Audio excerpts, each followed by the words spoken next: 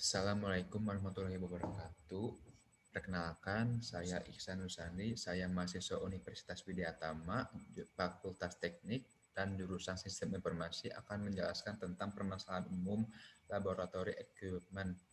Di sini tugasnya ada app procurement dan manajemen rantai pasok. Berhubung karena tugas tugas tersebut di poin satu di poin nomor 1 sama 4 sama, di sini saya akan menyatukannya dan kita lanjut ke pembahasan berikutnya. Yang pertama itu ada e-procurement. E-procurement adalah merupakan proses kegiatan untuk pemenuhan atau penyediaan kebutuhan dan pasokan barang atau jasa di bawah kontrak atau pembelian langsung untuk memenuhi kebutuhan bisnis. Pengadaan dapat mempengaruhi keseluruhan proses arus barang karena merupakan bagian penting dalam proses tersebut. Nah, di sini saya akan menjelaskan tentang e-procurement secara garis besarnya. E-procurement adalah kegiatan untuk pemenuhan atau penyediaan kebutuhan dan pasokan barang. Nah, sebagian besar perusahaan-perusahaan tersebut yang sebelumnya akan menjual atau memproduksi barang tersebut harus wajib membutuhkan bahan mentah atau bahan baku karena kalau misalnya tidak ada bahan baku atau bahan mentah, perusahaan tersebut tidak akan bisa menghasilkan bahan produksi. Dikarenakan itu perusahaan tersebut akan mencari bahan baku atau bahan mentah tersebut kepada supplier atau pengadaan. Nah, yang kedua tuh ada rantai pasok atau supply chain management.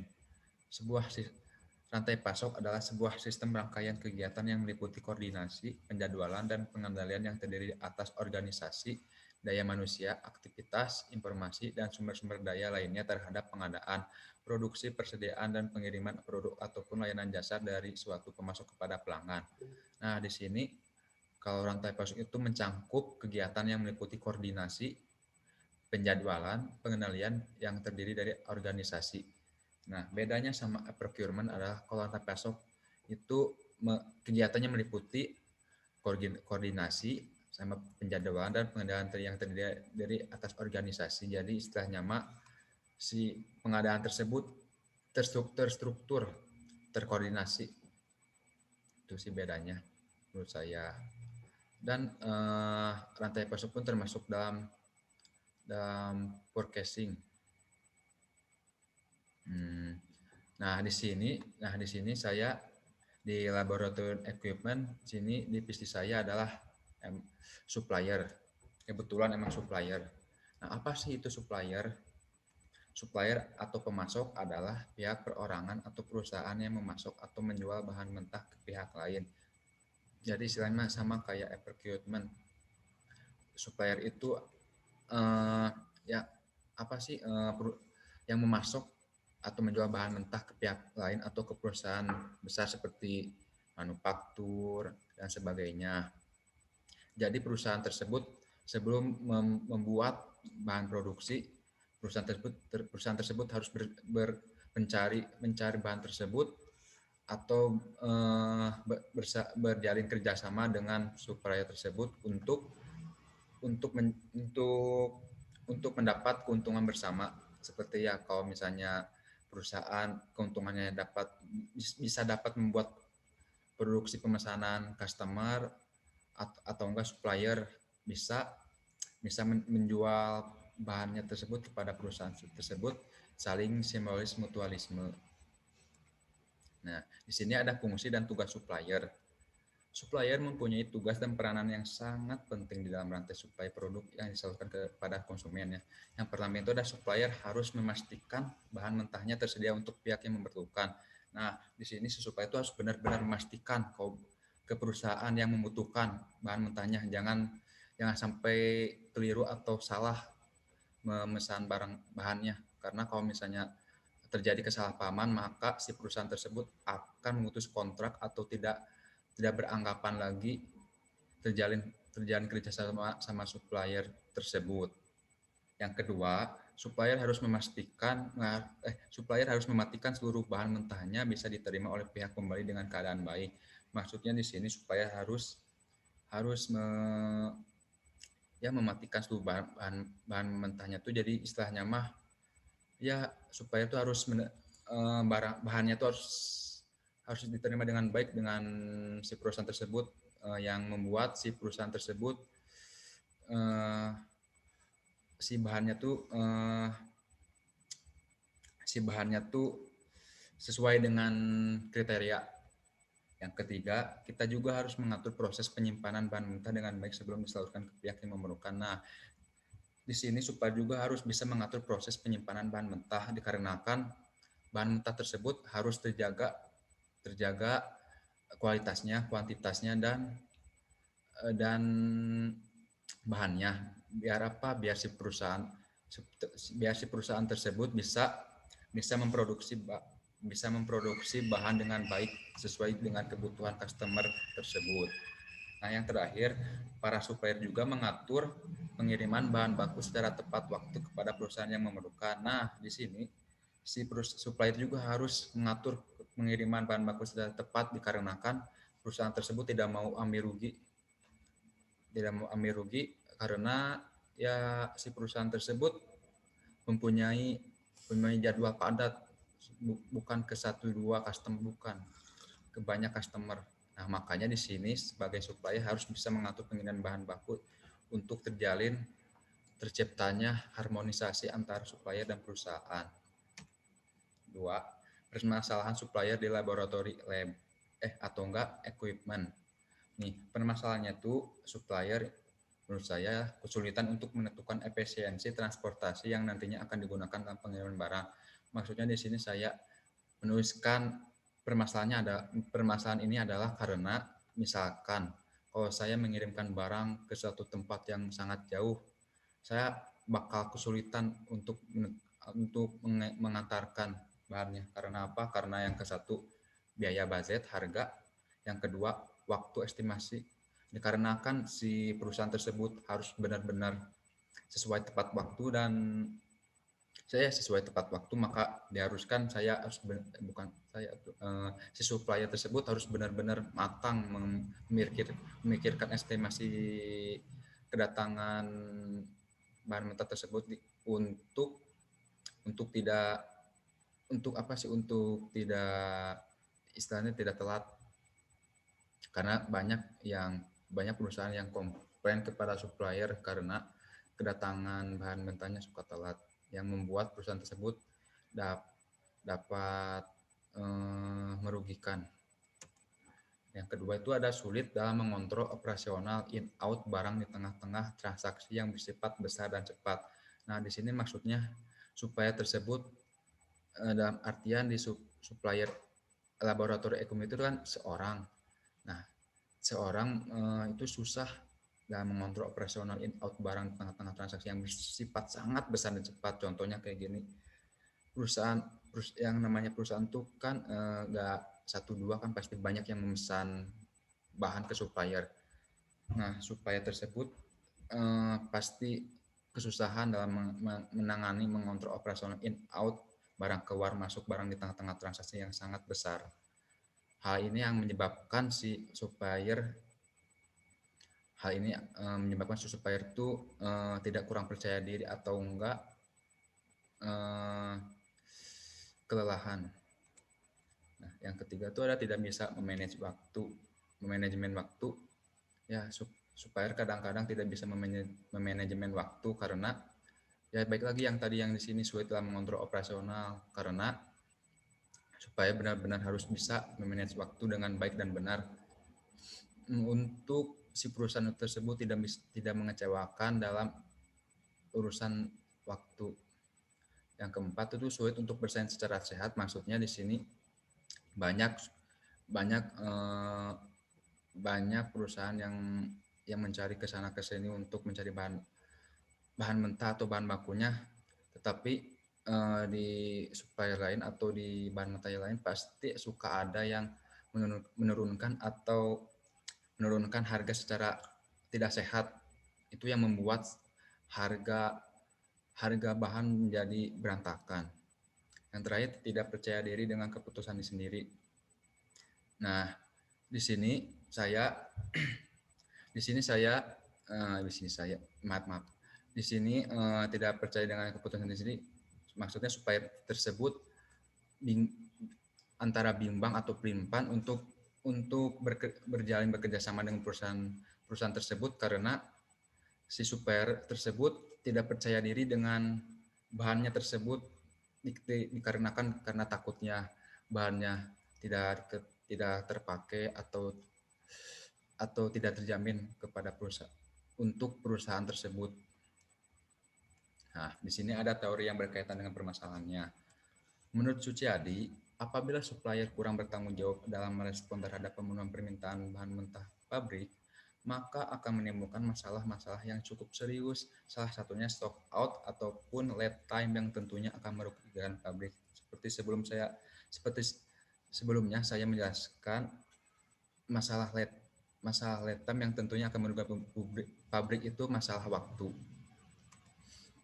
Menurut David, supaya secara insentif mendukung proses manufacturing bentuk kualitas mereka dari kualitas produk akhir yang menjual bisnis ke pelanggan mereka. Harga supplier akan berpengaruh terhadap biaya manufacturing produk. Dan supplier harus mampu mengantisipasi para pesaing berusaha meniru, menduplikasi, atau mengalahkan saingan di berbagai variabel diferensiasi yang menghasilkan keuntungan yang kompetitif. Nah, di sini ada kaitannya sama yang di sini. Sulit untuk bersaing secara sehat. Nah, maksud David ini si supplier itu akan berpengaruh harga supplier akan berpengaruh terhadap biaya manufaktur produk. Nah, menurutnya katanya harus si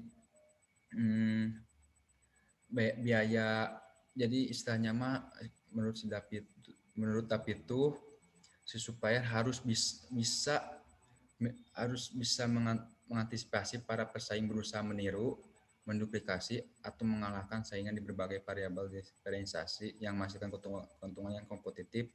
Jadi istilahnya mah sebagai supplier itu harus bisa bisa bisa mengalahkan saingan.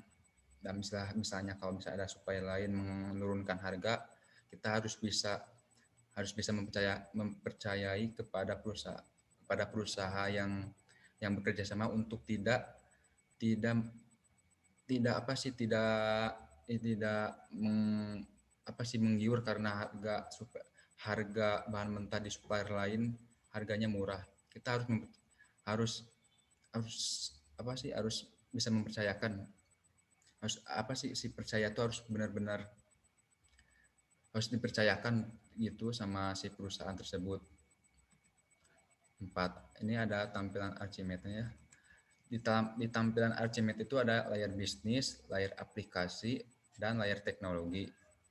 Nah, di layar bisnis ini ada menawarkan produk dan jasa kepada pelanggan eksternal yang direalisasikan di dalam organisasi melalui proses bisnis yang dilakukan oleh bisnis aktor atau role. Nah, ini contoh layar bisnis di supplier. Di sini ada pelanggan, supplier.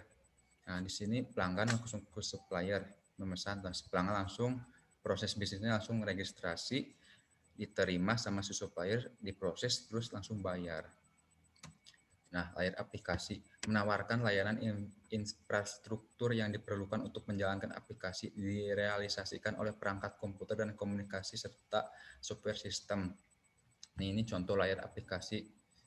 Aplikasinya di sini ada manajemen data pelanggan, di bawahnya ada sistem CRM, terus nyambung ke kiri ada data pelanggan, di kanan ada bawahnya ada aplikasi finansial dan proses pembayaran. Yang terakhir ada layar teknologi, mendukung layar bisnis dengan layanan aplikasi yang direalisasikan melalui komponen aplikasi. Ini contoh layar teknologinya, ada tabel database pelanggan, ada manajemen database, ada database MySQL, database manajemen sistem, ada DBMS, aplikasi sistem, hosting, dan finansial aplikasi web. Nah, di sini digabungkan 3 layar Archimedes supplier. Nah, yang pertama itu kan misalnya si pelanggan tuh memesan ke supplier. Aduh, maaf ini nggak ada apa sih panahnya, maaf. Supplier. Nah, si pelanggan itu kan langsung ke proses bisnisnya tuh, misalnya si pelanggan registrasi nih ke supplier. terus sama sesoba itu diterima, diproses, terus langsung bayar.